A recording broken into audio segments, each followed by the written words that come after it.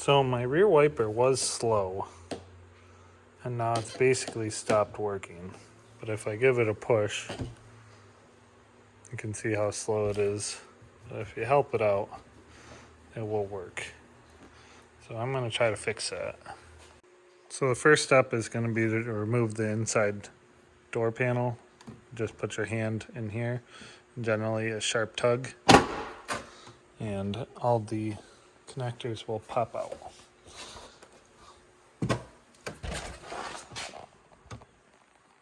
So the wiper is over here. So I'm probably gonna have to take the wiper arm off. So that's interesting because look how small those wires are. So I'm gonna test for voltage, make sure that there's 12 volts making it back here. So I've taken out the 10 millimeter bolts. There's one there, one there. This one's in there loose. In the back of the wiper arm is this piece, and you just pull on the two tabs right here, kind of reach and pull it off with two fingers, kind of spreading ears just lightly. And then there is a nut that holds the wiper on.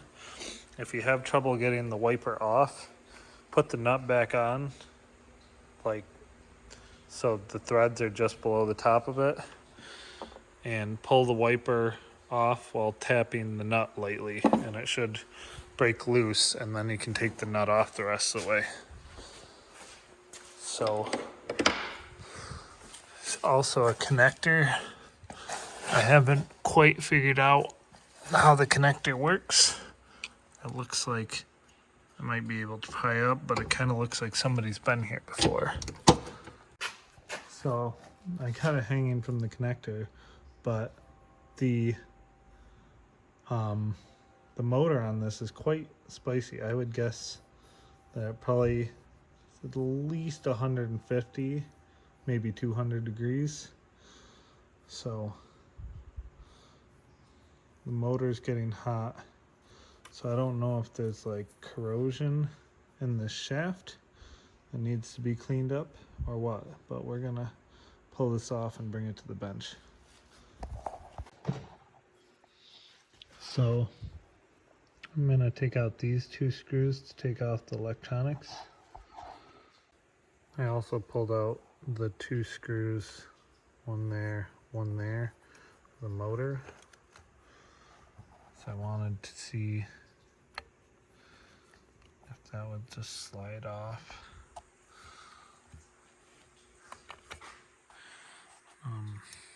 Apparently I'm gonna have to dismount this. So there's 4 screws on the back, so I'll take that off. Okay, so when you take off the back panel, there's just it just opens. I didn't really expect that. So the motor has a worm gear going to a big gear, going to a small gear. And I'm curious if it's just bound up in here with rust. As you can see, the shaft is fairly rusty all the way in. So this arm pops right off. And then this should turn freely, and of course it doesn't. Now the motor probably works fine. So you want to catch this as soon as it stops working. So I'm going to put the screws back in the motor because I think that's going to be fine. And I'm going to pull this shaft out. So I was flipping over this, and as you can see, all these rings are how it figures out which way the motor should turn and whether it should continue turning. It has a park and all that. I don't know if this is grounded. I'd have to look at the wiring diagram, which I'll probably put on the screen. But one wire probably signals to turn off the whole thing, But the wipers, I don't see any severe burning or anything, so I'm just going to leave that be. So that ring will go back in. And I was going to put the screws back in the electronic part because I think all of the problem is going to be in this shaft. So I cleaned up the shaft as best I could with the wire wheel. I put the nut back on. And then I took a dead blow hammer and I'm tapping it. And I've got it to move. It was very stiff. So I'm going to keep tapping it until the nut's about even, and then it should pull out. So I have it over on the vise, so the ear is supported. I'm just going to whack it down. Probably a presser C-clamp might work well for this. So this is where we're at. I took the nut off and tapped it as far down as it'll go. So at this point, it twists, so I can just pull it out. You can see that it's kind of crusty. So I'm going to pull this over to the wire wheel, and I'm going to put a brush down the hole. We'll see where we end up. So I cleaned up the shaft with the wire wheel. There's a little tapered area. I'm assuming that that might be to hold some grease. But now, and I just sprayed some brake clean down this hole. Doesn't look rusty really. But now the shaft just slides in and out. Obviously I need to pound it out with a hammer. So I'm going to grease this shaft. The shaft I'm actually going to grease with just some axle grease or something. And then I'm going to steal a little bit of this to grease in here and under there. So I'm going to get it all greased up. And the other thing is there's a little spring washer right here, so be careful not to lose that. And the seal that goes, the quote-unquote seal that goes on the end of this does come off, and I assume it's supposed to be rubbery. Mine's basically plastic at this point. So I'm going to clean this out and pack it full of grease too. So here I am reassembling it, and something I didn't pay attention to when I took it apart. So I'm pretty sure this blue hole is labeled on mine. I'm not sure if it's labeled on all of them, but that's the hole that this peg goes into. If it's not in that hole, it probably will not park correctly. So make sure that yours goes back into the same hole. As you can see, the shaft is moving a little too freely for one-handed assembly, but you can see that the shaft just slides right out, so significantly less friction here. So now I'm just going to reassemble it. You put the 4 screws back in the back and put it back in the car. Okay, so we're heading back to the car. We got all the screws back in. And I'm gonna plug it in.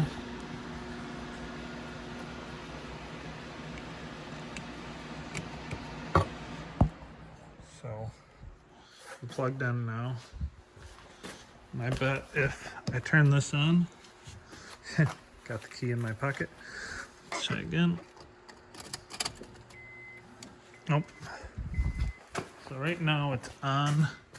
I'm gonna need to turn it off so it goes into park.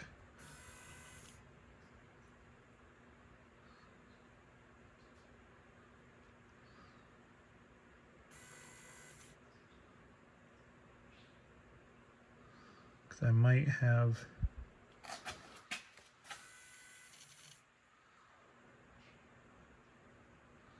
I think I have the wheel in wrong. Okay, so I'm still having trouble. I think these fingers are not getting good contact with these rings. So this ring has a little gap in it. I assume that's for parking, because then there's this section that does have contact. Because I'm pretty sure how it, because it should spin approximately, I don't know, because probably what happens is it spins and then it reverses. But I'm going to clean off this contact area a little bit and apply new dielectric grease and see what happens.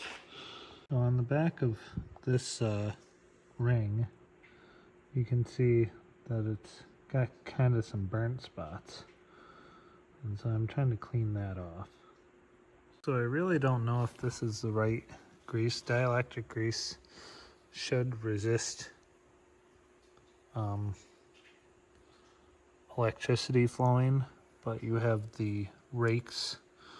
So basically all of this is one solid piece. Basically I've cleaned up this, gotten rid of all the burnt areas. I used a brass brush that's seen better days, but technically this should just spin and spin until it's in the correct position. So I don't think it matters what position you put it in originally. It should find its park. So I'm going to put it back in the car and see if it works. So I might be a bit of an idiot because the rotation is going to cause it to move from one side to the other. So now it is moving smoothly, as opposed to before it would kind of judder. So I'm gonna let this go around and park, and I'm gonna figure out what position the bar should be in, since I think I lost my blue mark when I cleaned the wheel. So I have the motor in the park position, and I'm pretty sure it's gonna go all the way to the right, but that's just my guess right now. Okay, so I have it vaguely bolted in. I got 2 bolts, 2 screws. I got the wiper kind of on there.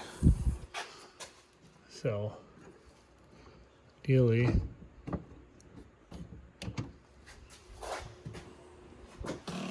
so the wiper's vaguely in the park position. Okay, so I think I have it in approximately the right position, so I can put it together. So we got the wiper plugged back in, got the 3 10mm mounting bolts tightened, we got the 4 screws that held the back. I reattached the motor and the electrical connection. So on the outside we have this boot. I'm gonna smear some grease on there before I put the wiper blade on rubber, but we're just trying to clog that connection up, so hopefully salt water doesn't sneak in there. Okay, so I have the wipers on. You can see that it does move back and forth. So when it's in the park position, I'm gonna let it run one more time. I'm gonna run up here, turn off the key. So it should be in the park position. So you slide your wiper blade on there.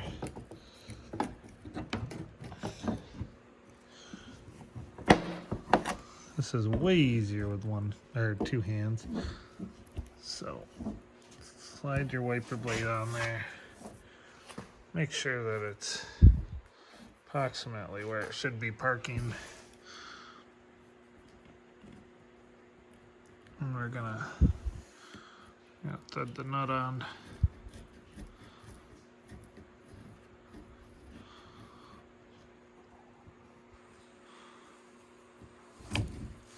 Apparently that's not enough, so we're gonna get it back up to the park position. hold it. I said we're gonna hold it. I never have my tripod when I start these projects. So it was just a willy-nilly project after work or whatever. So I don't think that's where I wanted parking. I think I want it a little lower. Let's make sure that's in the right spot. Or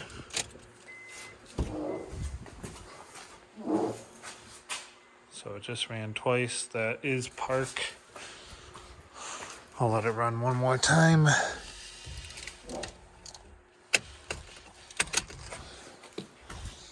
I want it to park just a little bit lower, I think. I think I'll try to have it park right on this defroster line.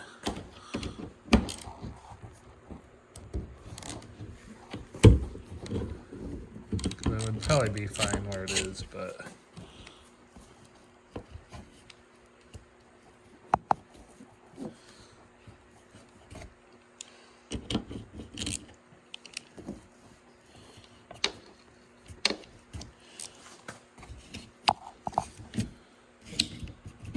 there we go. I have to park right on that defroster line. So I'll tighten the nut back up.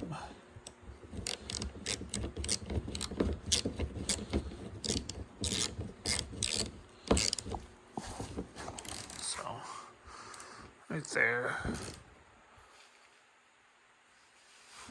And then you break off the nut. But anyway, so this is the cover.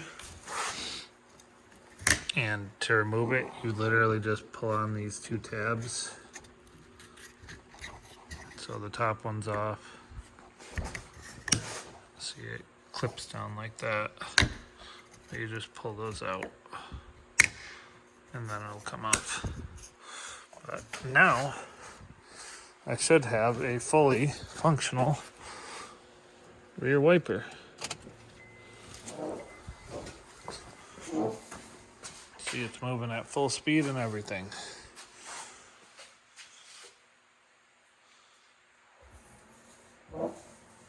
Good as new. And probably better than what you buy at the parts store. So, we will call that a day.